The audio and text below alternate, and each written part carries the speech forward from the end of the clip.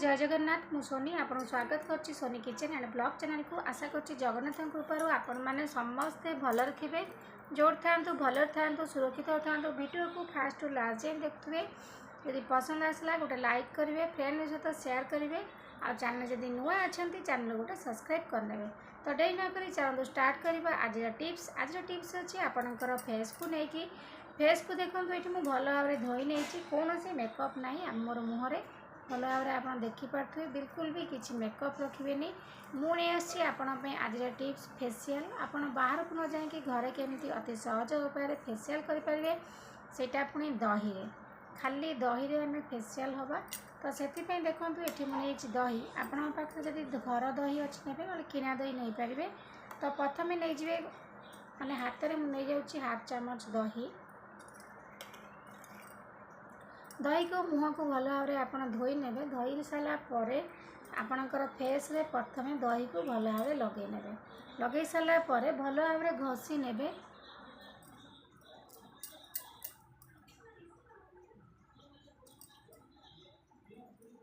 ये पूरा आपणकर क्लींजर भाई काम कर। प्रथम स्टेप टी आप दही की यही भाव लगे टी घसी नियंतु, तापर टिके समय रखला पर आपणकर फेस को धोई नियंतु। एटा होची प्रथम स्टेप आपणकर क्लींजर। दही रे जो साइट्रिक एसिड अच्छी, दही रे जो विटामिन सी अच्छी, दही आमर माने मुँह पे बहुत लाभदायक। आम स्किन को पूरा सॉफ्ट करे सहित दाग दूर करे आ बहुत ग्लोइंग करे आमर स्किन को दही। तो बिल्कुल भी आपन को फेसियल होगा पड़ोनी। देखो ये प्रथम स्टेप में मुझे दही को लगे नेली, टिके समय छाड़ला 2-3 मिनट पर आपन को धोई सारा पर द्वितीय स्टेप देखे नेबे। केवल दही रे ही आम फेसियल करवा आम फेस को। देखो केते सुंदर भाव में गोटे स्टेप रे मुँह पूरा माने ग्लोइंग करछि। तो प्रथम स्टेपटा मुझे लगे सारा पर भल भाव धोई नहीं, मुँह को भल भाव पोछि नियंतु। तो एबे जीवा आम द्वितीय स्टेप को। द्वितीय स्टेप रे एठी मु नहीं चाउल चूना। चाउल चूना आमर फेस को माने बहुत माने एटा गोटे स्क्रब भली काम कर। द्वितीय स्टेपटा प्रथम स्टेपटा आमर क्लींजिंग गला, द्वितीय स्टेपटा आमर स्क्रबिंग। तो चाउल चूनाटा जो टिके टिके रुआ थाए से आम मसाज कर द्वारा आम मुहर माने जो मैला जाक जमी थाए से पूरा परिष्कार होकर बाहर जाए। तेणुकर चाउल चूना ही आम स्क्रब करिया। तो देखो ये मो चाउल चूना द्वितीय स्टेप रे पकई नौ दही। आमर सबूक स्टेप रे दहीटा निहाती दरकार हम, कारण दही फेसियल मुझे फास्ट कही रखी। तो देखो ये मुझे भल भाव में चाउल चूना को मिसई नहीं गली। मिसई सारापर आपन ताकू भल भाव में आपणकर फेस रे लगे नियंतु। लगे सारापर मसाज करेंगे आपणकर मुहर जेकोसी मली जमी रही बहुत दिन रु, तो सबू बाहरी आसो। कहीं यहाँ जिते आप जो घरे प्रस्तुत करते चाउल चूना मुझे मैंने रुआ रुआ टिके टिके रुहे। तो स्क्रब करने द्वारा कौन हम ना पूरा स्किन पूरा ग्लेज कर जेकोसी मली जमी थो सबू जाक बाहर आसो। तो देखो ये द्वितीय स्टेप रे मुझे स्क्रबिंग करनौची। आपको आप भल भाव में लगे नियंतु। लगे सारापर टिके मसाज करनियंतु। देखो यही भाव में आप मसाज करेंगे आखि तल जाक आ नाकर जो साइड जाक सब मैला जमी जाए, आखि तल जाक जमी जाए। तो ताकू आप भल भाव में लगे मसाज करने।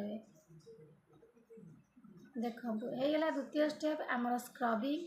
तो मसाज कर सारापर टिके समय रखला आपणकर मुँह को धोई नियंतु।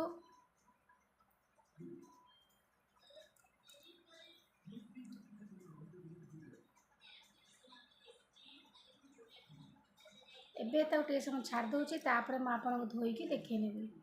तो एबे देखो द्वितीय स्टेप स्क्रबिंग सर जाइए। तो एबे प्रस्तुत करवा गोटे फेस पैक प्रस्तुत करें जोटा कि आपणकर स्किन को आउ टे ग्लोइंग आनिबो, सेटा भी दही रे। तो से बर्तमान नहीं जाऊँगी अटा। देखो ये मुझे नहीं जाऊँगी चामच रे हाफ चामच अटा। एटा गोटे पैक प्रस्तुत करेंगे जोटा कि आपणकर मुहर टिके समय रखिकी धोई सारापर दहीर पैक देखिए आपणकर फेस बहुत सुंदर ग्लोइंग करिवो। आउ सबूक दाग दूर हम, स्किन रे बिल्कुल भी मैला रही, सब प्रकार मैला को रिमूव करदेव। तो देखो ये मु अटा आउ दही को भल भाव में गोले नहीं। तो यहाँ आमर तृतीय स्टेप गोले सारापर आपणकर मुहर टिके समय लगे टिके मसाज कर दियंतु। आ मसाज कर सारापर टिके समय छाड़ी दियंतु। तापर आपणकर मुह को धोई नियंतु। देखंतु एठी मु शेष स्टेप टी लगे नोची फेस पैक। देखो एथर मो पैक टी बहुत भल से लगे नहीं लगे सारा पर आप टिके समय मसाज करनी। मसाज कर सारा पर 10 ରୁ 15 मिनट छाड़ी दिंतु। तापर आपणकर फेस को धोई नियंतु।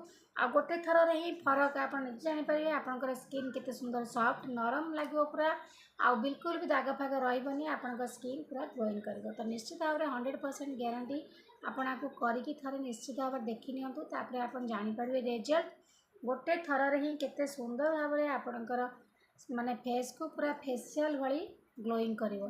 तो देखो ये मसाज करनेली एथर 10 ରୁ 15 मिनट छाड़देवी। तापर फेस को भल भाव धोई नवा। तो ये मु 3टा जाक स्टेप पूरा कंप्लीट हो गला। आप निजे फेस को देखला पर जानी पारथुवे केते फरक लगुच। जदि गोटे थर आप लगेला पर एते फरक देखा जाउची फेस टे तले आपन जदि 2-4 थर एमती लगे सप्ताह को थरा आपनकर फेस केते सुंदर भाव में ग्लोइंग करिवो।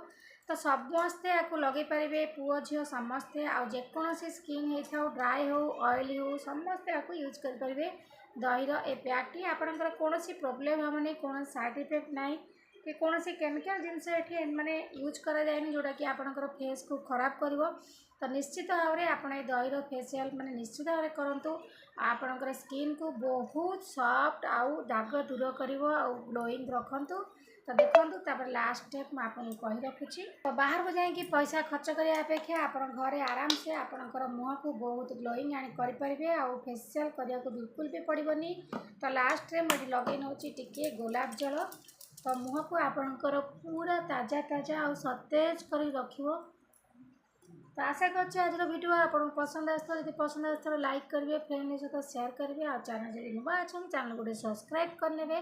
तो आज मैं विदाय नौ पुणी देखा आप सहित नेक्स्ट वीडियो से पर्यंत रोचे नमस्कार जय जगन्नाथ।